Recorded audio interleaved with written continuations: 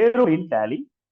Payroll ஸ்டேஷன்ல நம்ம பார்க்குற ஃபர்ஸ்ட் சாப்டர் இந்த சாப்டர் தான். ஸோ இதுல நம்ம வந்து பார்க்க போறது பேரோல் சம்பந்தப்பட்ட ஒரு சின்ன இன்ட்ரடக்ஷன் அப்படிங்கிறத நம்ம வந்து பார்க்கலாம்.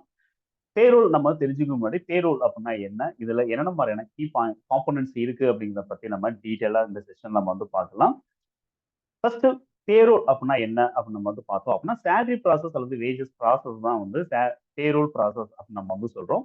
ஒரு எம்ப்ளாயர் எம்ப்ளாயிக்கு கொடுக்கக்கூடிய காம்பன்சேஷன் நம்ம சேலரிஸ் அப்படின்னு நம்ம சொல்றோம். அதே மாதிரி ஒரு எம்ப்ளாயர் அவருடைய ப்ரொடக்ஷன் லேபருக்கு கொடுக்கக்கூடிய ப்ரொடக்ஷன் பேசிஸ் காம்பன்சேஷனை நம்ம வந்து வேஜஸ் அப்படின்னு நம்ம வந்து சொல்றோம். இதுதான் சேலரிஸ் வந்து வேஜஸ் இருக்கக்கூடிய சின்ன டிஃபரெண்ட்.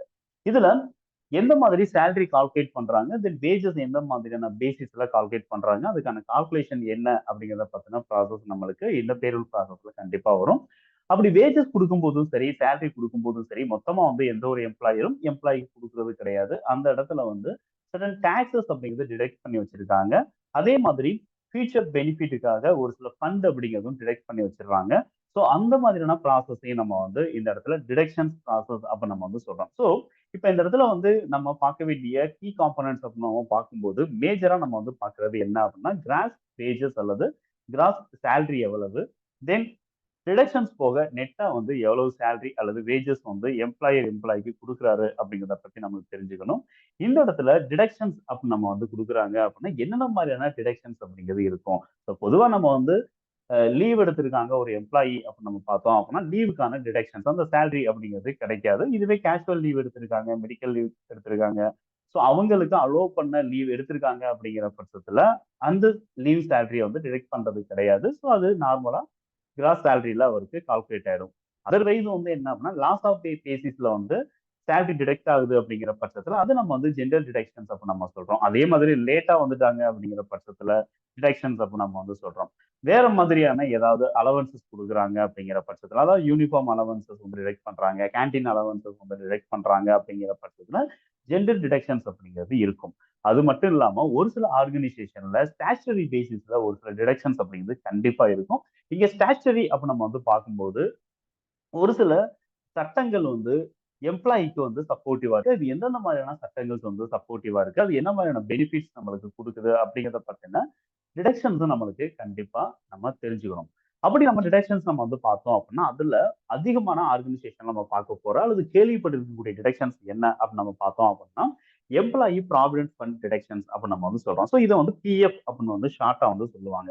அதே மாதிரி பென்ஷன் ஃபண்டுக்கான கான்ட்ரிபியூஷன்ஸ் அப்படிங்கிறது தனியா இருக்கு. ஸோ இதையும் நம்ம வந்து எம்ப்ளாய்க்கு செப்பரேட்டா வந்து டிடெக்ட் பண்றது அஸ் வெல் அஸ் அவருடைய எம்ப்ளாயர் ஓனருக்காக ஒரு சில கான்ட்ரிபியூஷன்ஸ் அப்படிங்கிறதும் பண்றாரு.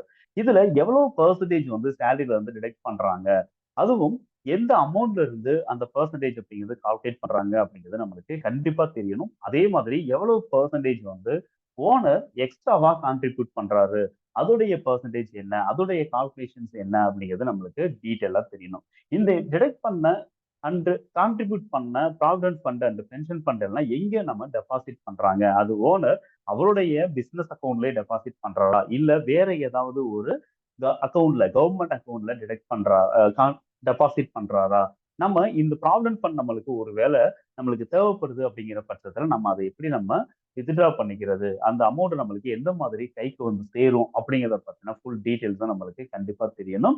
ஸோ அப்படி தெரியும் போது நம்ம பேரோல் ப்ராசஸ் நம்ம ப்ராப்பரா நம்ம அண்டர்ஸ்டாண்ட் பண்ண முடியும். அடுத்த டிடக்ஷன்ஸ் வந்து என்ன அப்படின்னு பார்த்தோம்னா இஎஸ்ஐ.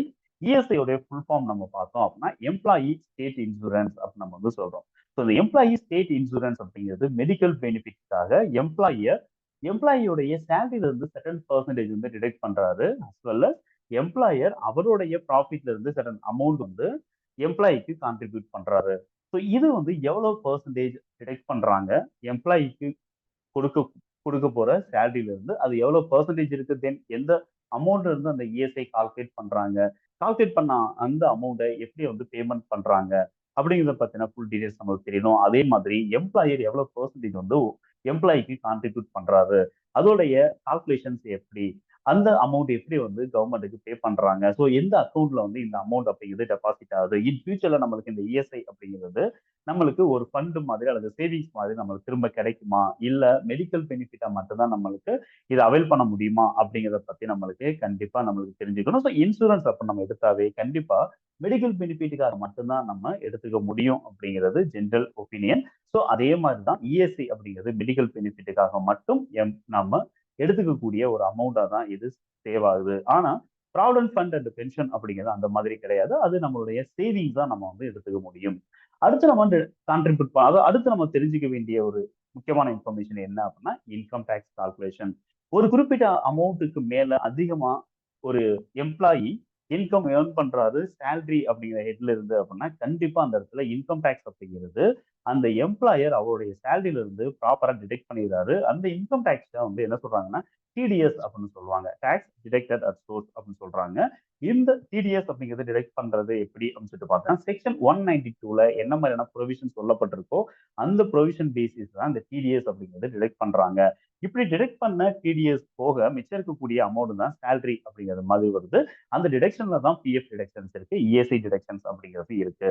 அது மட்டும் இல்லாம இன்கம் டேக்ஸ்ல ப்ரொஃபஷனல் டேக்ஸ் அப்படின்னு சொல்லிட்டு லோக்கல் கவர்மெண்ட் ஒரு சில அமௌண்ட் வந்து டிடெக்ட் பண்றாங்க. அதாவது ப்ரொஃபஷனல் டேக்ஸ் அப்படிங்கிற பேசிஸ்லயும் நம்ம லோக்கல் கவர்மெண்ட்டுக்கு நம்ம வந்து பே பண்ண வேண்டியது இருக்கு. இது ஸ்டேட் கவர்மெண்ட் கொடுக்கக்கூடிய ஒரு டேக்ஸா நம்ம வந்து இதை எடுத்துக்கிறோம்.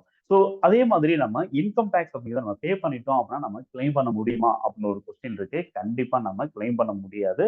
ஸோ நாம ஏர்ன் பண்ண இன்கமுக்கு கவர்மெண்ட்டுக்கு நம்ம பே பண்ண வேண்டிய ஒரு லயபிலிட்டி அல்லது ரெஸ்பான்சிபிலிட்டி அப்படின்னு நம்ம வந்து இந்த இன்கம் டேக்ஸ் அப்படிங்கிறத நம்ம சொல்றோம். இது கண்டிப்பா நம்மளுக்கு இன் ஃபியூச்சர்ல திரும்ப நம்மளுக்கு வராது. அதே மாதிரி இஎஸ்ஐ அப்ப நம்ம எடுத்துக்கிட்டோம் அப்படின்னா அது மெடிக்கல் பெனிஃபிட் மட்டும்தான் நம்ம அவைல் பண்ண முடியும். ஆனா பென்ஷன் அண்ட் பிஎஃப் அப்படின்னு நம்ம பார்க்கும்போது அது நம்மளுக்கு ஃபியூச்சர்ல சேவிங் பர்பஸ்க்காக நம்மளுக்கு எடுத்துக்கிறாங்க. So at the time of ரிட்டையர்மெண்ட்ல நம்ம இந்த ப்ராவிடன்ட் ஃபண்ட் அந்த பென்ஷன் அப்படிங்கிறத நம்ம எடுத்துக்கலாம். அல்லது இன் பிட்வீன்ல நம்மளுக்கு இந்த ப்ராவிடன்ட் ஃபண்ட் அண்ட் பென்ஷன் நம்மளுக்கு வேணும் அப்படின்னா கூட நம்ம வித்ட்ரா பண்ண முடியும். அதுக்கு ஒரு சில கண்டிஷன்ஸ் அப்படிங்கிறது இருக்கு.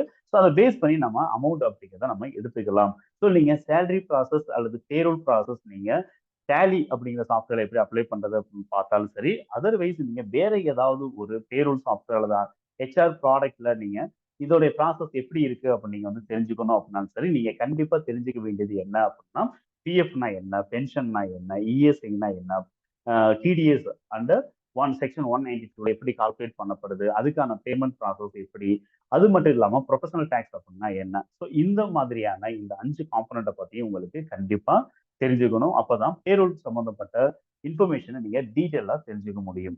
இதே மாதிரியான அடுத்தடுத்த சாப்டர்ஸ் உங்களுக்கு வேணும் அப்படிங்கிற பட்சத்துல இந்த வீடியோவை லைக் பண்ணுங்க. நம்மளுடைய சேனலை நீங்க சப்ஸ்கிரைப் பண்ணல அப்படின்னா சப்ஸ்கிரைப் பண்ணுங்க. டேலியில பேரோல் ஃபீச்சர்ஸ் மட்டும் இல்லாம இன்னும் நிறைய ஃபீச்சர்ஸ் வந்து டேலியில இருக்கு. அந்த ஃபீச்சர்ஸ் எல்லாம் உங்களுக்கு ஸ்பெசிஃபிக்கா நீங்க லேர்ன் பண்ணணும் நம்மளுடைய டுட்டோரியல் மூலமா அப்படின்னு நீங்க நினைச்சீங்க அப்படின்னா நீங்க கோர்ஸ் ஃபார்ம் அப்படிங்கிறத நான் வந்து இந்த இடத்துல நான் டெஸ்கிரிப்ஷன்ல கொடுத்துருக்கேன். கோர்ஸ் ஃபார்ம் ஃபில் பண்ணுங்க.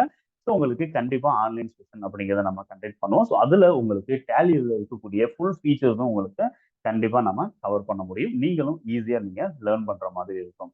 தேங்க்யூ ஃபார் வாட்சிங். நம்ம அடுத்த சாப்டர்ல பார்ப்போம்.